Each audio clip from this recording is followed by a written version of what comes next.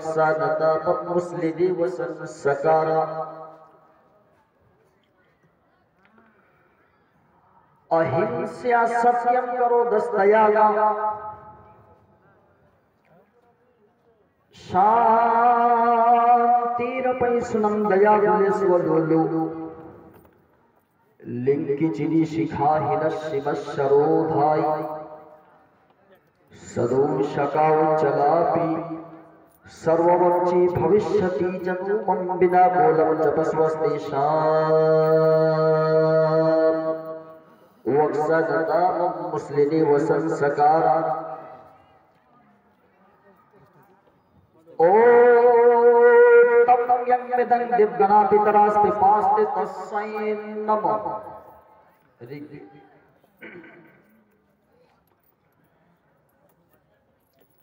आइके जाबी संगे आमार नबीर देशे आय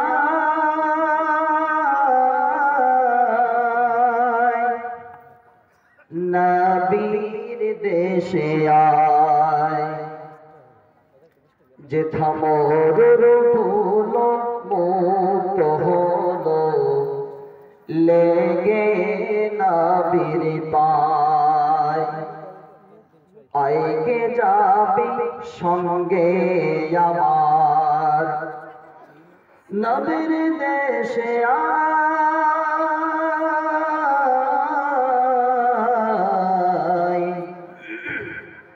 नबीर देशे आय से तगी प्रश्न करब जने जने से थगी प्रश्न करब जने जने पथे चलते मने पथे चलते मने पथे चलते मने কোন দিকে ভাই হেরার পাহাড় বলে দাও আমায় বলে দাও আমায়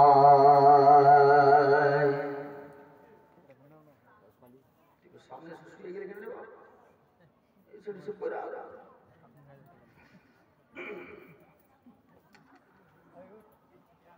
उपस्थित सम्मानित आजके सभा योग्यतम निर्वाचित सभापति साहिब मुअज्जज ओ मुहतरम जुगेर श्रेष्ठ महामानव उलमाए किराम मेहमानाने इज़ाम दूर दूरांत থেকে আগত ইসলাম প্রেমিক দিন প্রেমিক মুসলমান ভাইরা পর্দার আড়ালে রবুল্লাহ সাল্লাল্লাহু মা বোনেরা रब्बे करीमेर दरबारे लाख कोटी लक्ष कोटी अगणित अफुरন্ত शुक्र सुजुद जे महान मालिक আমাকে আপনাকে খুব আদর করে মায়া করে মহব্বত করে ভালোবেসে 10 মায়ের 10 সন্তানকে জুড়ে মিলে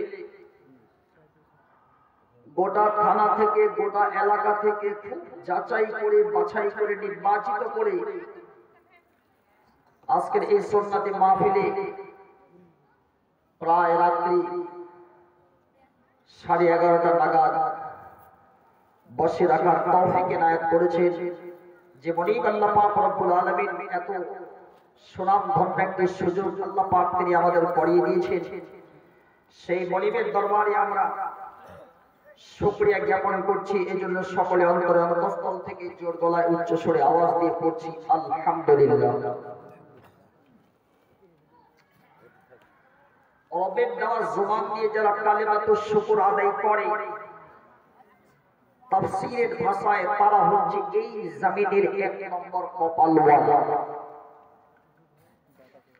আর রবের দেওয়া জবান পাওয়ার পরেও যারা কালিমাতুশ শুকর আদায় করে না বা করতেও চায় না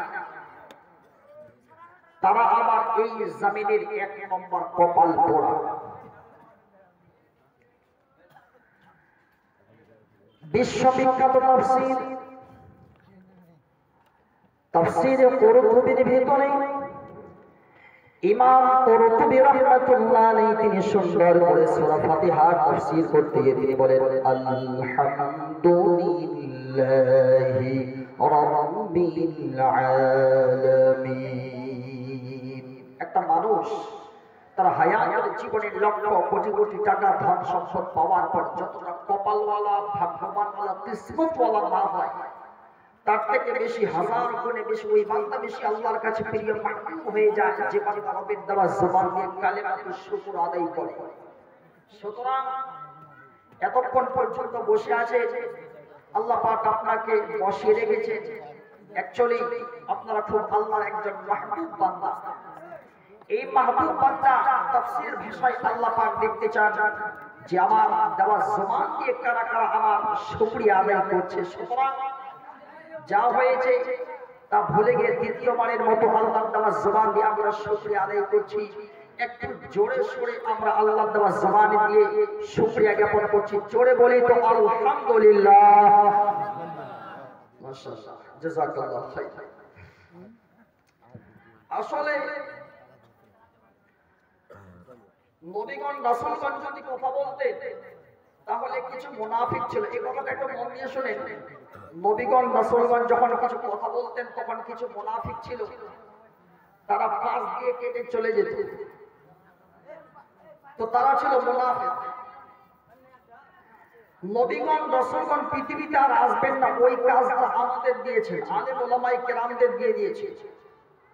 এখন আমরা কথা বলছি আপনার সামনে, কোরআন ও হাদিস থেকে কথাগুলো আপনার সামনে তুলে ধরা হবে। কথাটা ঠিক ওই জায়গায় গিয়ে দাঁড়াচ্ছে, ওই কাজটা আমরাই করছি। এখন যারা যারা পাশ কাটিয়ে চলে যাবে, বসে থাকার পরেও বক্তাকে আহম্মক করিয়া কোরআন ও হাদিস না শুনে যারা চলে যাবে, আর আমি বলছি না, আমি নিচে নামছি না, ফায়সালা আপনার হাতে। সুতরাং কেউ যাবেন না, আশা করছি আপনাকে ভালো লাগবে। তবে আপনার যদি আজকে উপকার না করে যেতে পারি তাহলে নিজেকে খুব ব্যর্থ মনে করব। তবে I think about yourself that if you listen to my lecture from the bottom of your heart or from the bottom of your mind, so inshallah your life will be success necessary. There is no any doubt. যারা বুঝেছেন তো বুঝে গেছে। যদি আপনি আমার কথাগুলো শুনেন মন দিয়ে, প্রাণ দিয়ে, মাইন্ড দিয়ে, নিশ্চিত আপনার লাভ হবেই হবে, তাতে কোনো সন্দেহ নেই।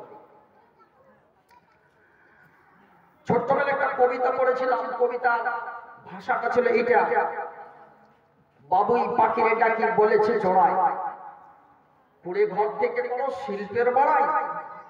ছোট একটা পাখির ভাষা কি দেয়, এত বড় একটা পাখি শিল্পের মতো বড়াই করবে এরকম তার ক্ষমতা নেই। তারপরেও বাবুই পাখি কোথা থেকে পাতাগুলো ছিঁড়ে ছিঁড়ে ছিঁড়ে ছিঁড়ে ছিঁড়ে সুন্দর করে একটা বাসা যে বাঁধলো। আচ্ছা, এই বাসা শুধু বাসা, এটা শুধু ঘর? জি না, এই বাসার মধ্যে ডাইনিং রুম আছে, বেডরুম আছে, that is master bedroom. Master bedroom আছে, শুধুমাত্র that is no any toilet, শুধু টয়লেটের ব্যবস্থা নেই। স্বামী স্ত্রী তারা দুজনে মিলে রাত কাটাবে কি করে? সরকার, প্রধানমন্ত্রী, মুখ্যমন্ত্রী, বিজেপি, আরএপি তাদের দুজনের জন্য চিন্তা করে নাই, লাইটের কোনো ব্যবস্থাও করে দেয় নাই। ফলে অন্ধকারে তারা রাতগুলো কাটাবে কি করে? ফলে আল্লাহ পাক ওর মাথার মধ্যে এমন একটা বুদ্ধি দিলেন, বুদ্ধি খাটায় বাবুই পাখি কোথা থেকে কিছু চাঁদা নিয়ে আসলো। ওই কাদাটা বাবুই পাখি তার বাসার উপরের অংশে লাগিয়ে দিয়েছে। ৫-৬টা জোনাকি পোকা ধরে এনে মাথা ভিতরে ভরে দিয়েছে, পাছা বের করে রেখে দিয়েছে। অটোমেটিক্যালি জিরো পাওয়ারে পাল তৈরি হয়ে গেছে। জোরে বলি সুবহানাল্লাহ। কি ব্যাপার গো, সুবহানাল্লাহর আওয়াজ নাই? সুতরাং এগুলো হচ্ছে আল্লাহ পাকের নিদর্শন।